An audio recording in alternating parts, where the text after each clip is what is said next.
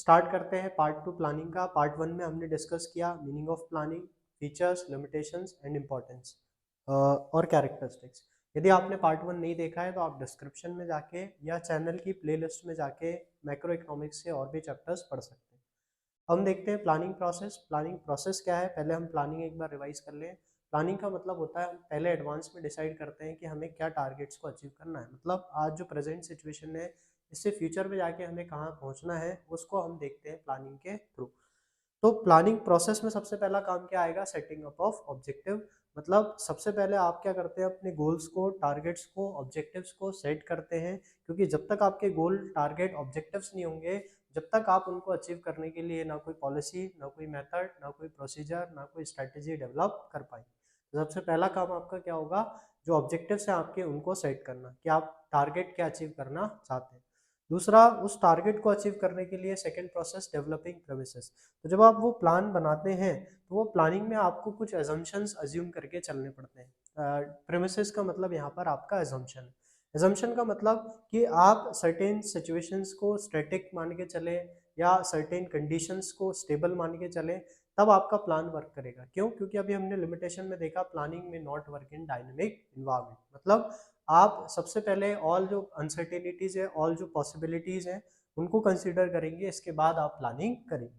Next जो आपकी process होगी, जब आप ऑब्जेक्टिव सेट कर लेंगे, आपने फोरकास्ट कर लिया क्या क्या चीजें हो सकती हैं, अनसर्टेनिटीज आ सकती हैं, इसके बाद आपके पास जो ऑल्टरनेटिव्स होंगे, तो लिस्टिंग द वेरियस ऑल्टरनेटिव्स। मतलब आपके पास एक ही तरीका नहीं होगा प्लान को अचीव करने के, आपके पास अलग अलग तरीके होंगे।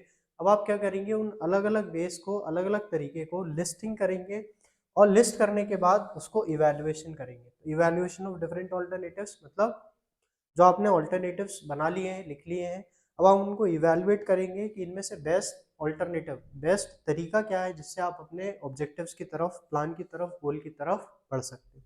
तो इवैल्यूएशन ऑफ वेरियस ऑल्टरनेटिव्स, जब आप इवैल्यूएट कर लेते हैं तो जो बेस्ट पॉसिबल आपके पास ऑल्टरनेटिव्स अवेलेबल होते हैं उनमें से एक ऑल्टरनेटिव्स आप क्या करते हैं, सेलेक्ट करते हैं। तो सेलेक्टिंग एन ऑल्टरनेटिव्स मतलब आप क्या करते हैं, जो बेस्ट पॉसिबल वे है, जो बेस्ट पॉसिबल मेथड है, आप उसको सेलेक्ट करेंगे और वो मेन जो ऑब्जेक्टिव्स होगा उसके ऑब्जेक्टिव्स तक पहुंचने के लिए छोटे छोटे भी आपके प्लान होंगे जिनको आप डेरिवेटिव प्लान भी कहते हैं।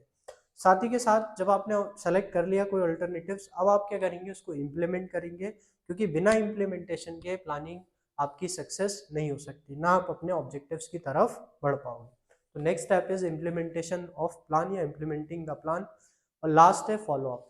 फॉलो अप लेना इसलिए जरूरी है क्योंकि यदि आप फॉलो अप नहीं लेते हैं तो आप कभी भी ये मेजर नहीं कर पाएंगे कि आपने जिस तरीके से, जैसे हम किसी एक पर्टिकुलर डे की कोई एक स्ट्रैटेजी बनाते हैं तो हम क्या करते हैं, दिन भर खुद को देखते रहते हैं, मेजर करते रहते हैं कि हमने जैसा सोचा था वैसा हम दिन निकाल रहे हैं कि नहीं।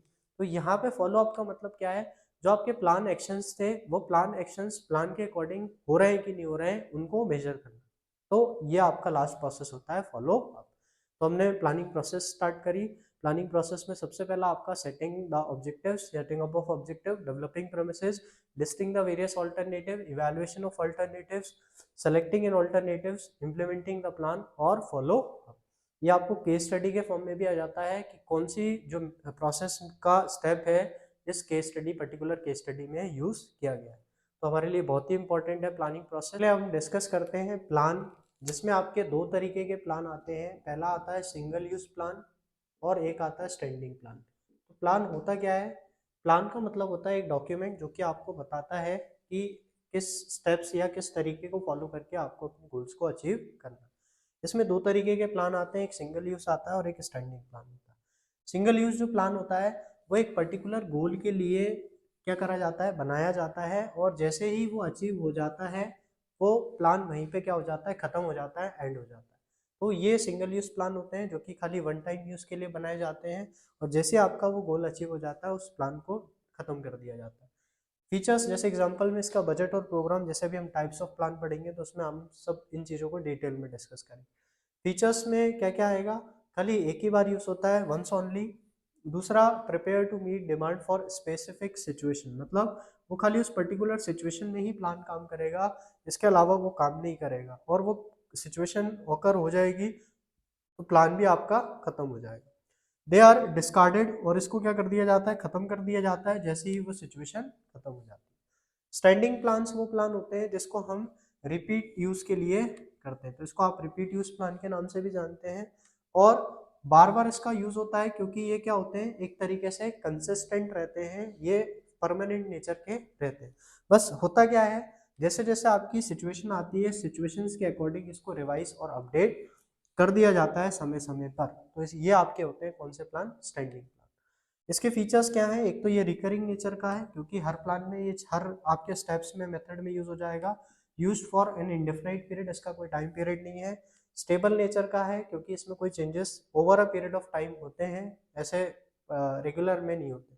दूसरा, ये आपके लिए गाइडलाइन का काम करता है ताकि आपकी जो ऑर्गेनाइजेशन है वो स्मूथली वर्क कर सके। इसको आप बोलते हैं कौन से प्लान, स्टैंडिंग प्लान। तो दो प्लान है आपके, एक सिंगल यूज जो पर्टिकुलर सिचुएशन के लिए, जैसी सिचुएशन हो गई, टारगेट हो गया, वो प्लान खत्म।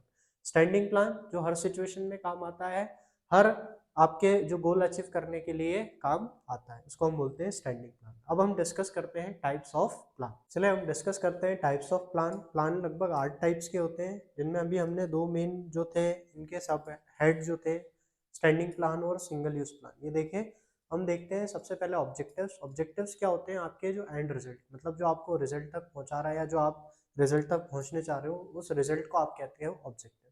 ये आपके ना सिंगल यूज प्लान होते हैं और ना स्टैंडिंग प्लान होते हैं। दूसरा आता है स्ट्रैटेजी। स्ट्रैटेजी आपका कॉम्प्रिहेंसिव प्लान होता है, मतलब एक किस तरीके से आप स्टेप बाय स्टेप या वे किस तरीके से आप एक, मतलब डिस्क्रिप्शन में आपका प्लानिंग कि आप किस तरीके से अपने ऑब्जेक्टिव्स को अचीव करेंगे। ये भी ना सिंगल यूज होता है और ना स्टैंडिंग होता है। थर्ड आता है आपका पॉलिसीज। पॉलिसीज जो होता है वो किसी पर्टिकुलर सिचुएशन को हैंडल करने के लिए होती है। जैसे होता है स्कूल में जैसे पॉलिसीज चलती हैं, या क्या आपको चीज़ें फॉलो करनी है, या क्या स्टेप्स आपके होंगे किसी तरीके को, कोई जैसे आपको कहीं से बाहर जाना है या आप कोई एक चीज़ को विड्रॉ करते हैं, जैसे आपने बाई चांस इंश्योरेंस क्लेम लेके रखा है, तो उनकी क्या गाइडलाइन है, उनकी क्या पॉलिसी है उस पर्टिकुलर चीज़ को विड्रॉ करने के लिए या किसी पर्टिकुलर चीज़ को अप्लाई करने के लिए।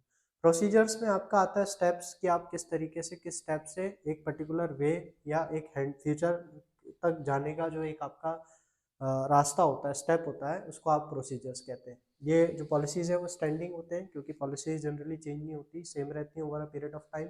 प्रोसीजर भी आपके स्टैंडिंग प्लान्स में आते हैं जो कि सेम रहते हैं प्रोसीजर।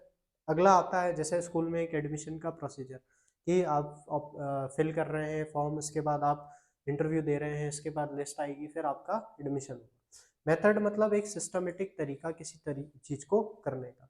ये भी आपके काय के प्लान होते हैं, स्टैंडिंग प्लान होते हैं।